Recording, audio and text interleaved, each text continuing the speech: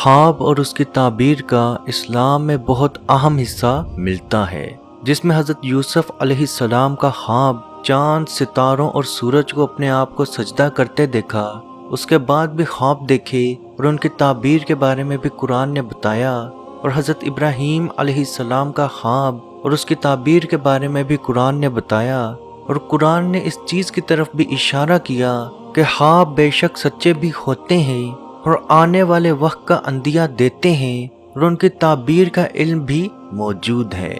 یاد رکھیں آپ صلی اللہ علیہ وآلہ وسلم کا فرمان ہے، خواب 3 طرح کے ہوتے ہیں، ایک نفسانی یعنی سوچ کا خواب، ایک شیطانی یعنی کہ جو شیطان کی طرف سے آئے، اور ایک رحمانی یعنی جو اللہ پاک کی طرف سے ہو۔ اور بے شک مومن کا خواب نبوت کا 40واں حصہ ہے۔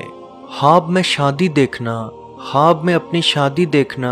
یا خواب میں اپنی دلہن دیکھنا، یا خواب میں ایسا محسوس ہونا کہ آپ نے کسی سے شادی کی اور وہ آپ کے کمرے میں موجود ہے، یا عورت اپنی شادی خواب میں دیکھے اور ایسا محسوس کرے کہ مجھے رخصت کیا جا رہا ہے، یا اپنے آپ کو روتا ہوا دیکھے کہ میری وداعی ہونے والی ہے، یا کوئی انسان اور اس کے لیے روتا نظر آئے، تو اس خواب کی کیا تعبیر ہے، اور اس کی تعبیر آپ کس کس سے پوچھ سکتے ہیں؟ تو یاد رکھیں اسلام نے 4 لوگوں سے خواب کی تعبیر پوچھنے سے منع فرمایا،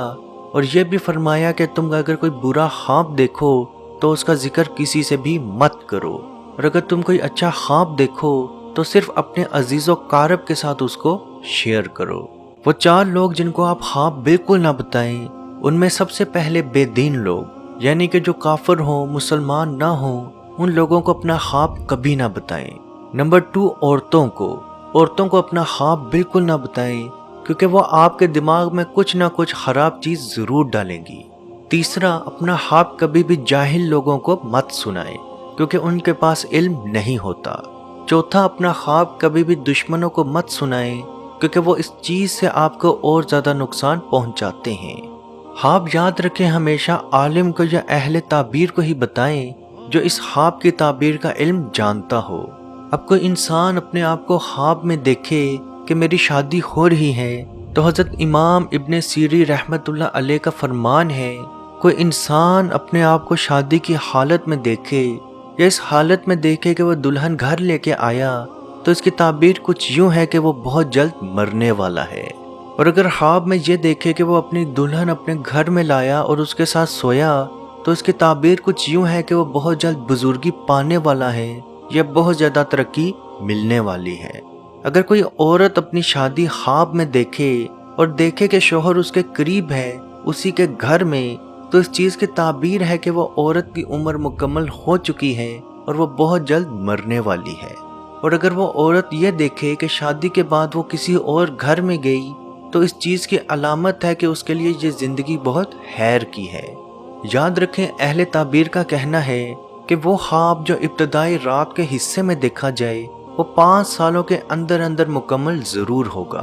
اور جو خواب آدھی رات کے بعد دیکھا جائے اس کی تعبیر 5 ماہ کے اندر اندر ضرور مکمل ہوگی، اور جو خواب فجر کے بعد یا فجر ٹائم دیکھا جائے اس کی تعبیر 10 دن کے اندر اندر ضرور ہوگی۔ اگر آپ اپنا خواب کسی کے ساتھ شیئر نہیں کرنا چاہتے اور اس کی تعبیر آپ خود جاننا چاہتے ہیں تو اس کا کیا عمل ہے؟ تو عمل کچھ یوں ہے کہ جب بھی آپ کوئی خواب دیکھیں، اس کی تعبیر آپ جاننا چاہتے ہوں، تو اسی رات سب سے پہلے آپ باوضو ہوں اور یاد رکھیں آپ سیدھی دائیں کروٹ پہ سو جائیں۔ اگر آپ کو کوئی بھوک بھی لگے تو کوشش کریں کہ بالکل بھی کچھ بھی نہ کھائیں، یا کوئی ہلکی پھلکی اگر آپ چیز بھی کھانا چاہیں تو وہ کھا سکتے ہیں، اور سونے سے پہلے سونے کی دعا ضرور پڑھیں۔ انشاءاللہ بحکم خدا آپ کو اس خواب کی تعبیر خود بخود سمجھ آنا شروع ہو جائے گی۔ اور جب بھی کوئی انسان برا خواب دیکھے تو اس کا اثر ضرور ختم کرے، کیونکہ آپ صلی اللہ علیہ وآلہ وسلم کا فرمان ہے، شیطانی خواب اپنا اثر رکھتا ہے، اور جب تم اس کا اثر ختم کر دو تو تمہیں یہ نقصان نہیں پہنچا سکتا۔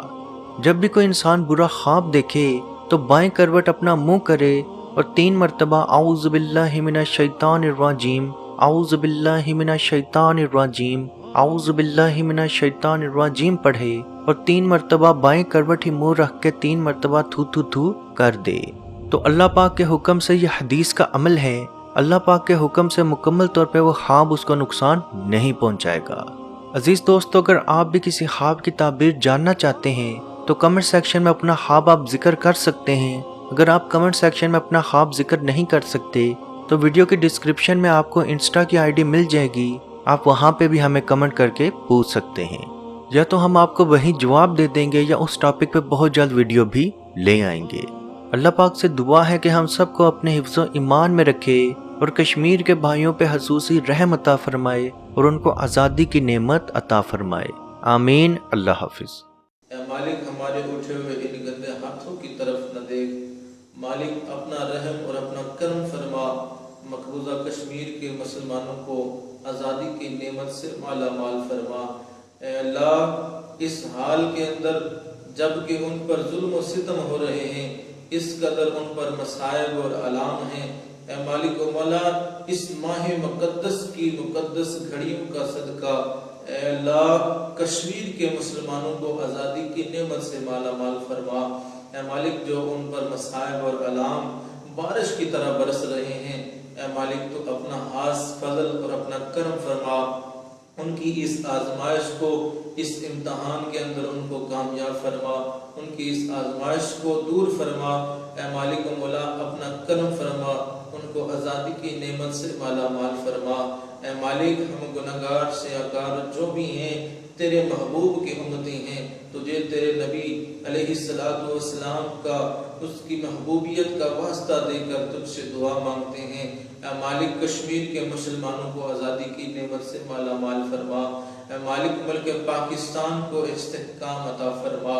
ملک پاکستان کی سرحدوں کی خیر فرما، ملک پاکستان کی سرحدوں پر پہرا دینے والے نوجوانوں کو الہ العالمین ہمت اور حوصلہ عطا فرما۔ ملک پاکستان اور دنیا کے اندر اسلامی مملکت کے جتنے بھی حکمران ہیں، اے مالک ان کو شرم و حیا عطا فرما۔ اے مالک، ان کو کفار کی آنکھوں میں آنکھیں ڈال کر بات کرنے کا حوصلہ اور ہمت عطا فرما۔ اے مالک و مولا، اسلامی ملکوں کو اکٹھے ہو کر اے مالک و مولا کشمیر کی سلامتی کے لیے، حق خودارادیت کے لیے آواز اٹھانے کی توفیق عطا فرما۔ اللہم ربنا تقبل منا انک انت السمیع العلیم وتب علینا یا مولانا انک انت التواب الرحیم۔ مت پوچھئے کہ کیا ہے سرکار کی گلی میں، مت پوچھئے کہ کیا ہے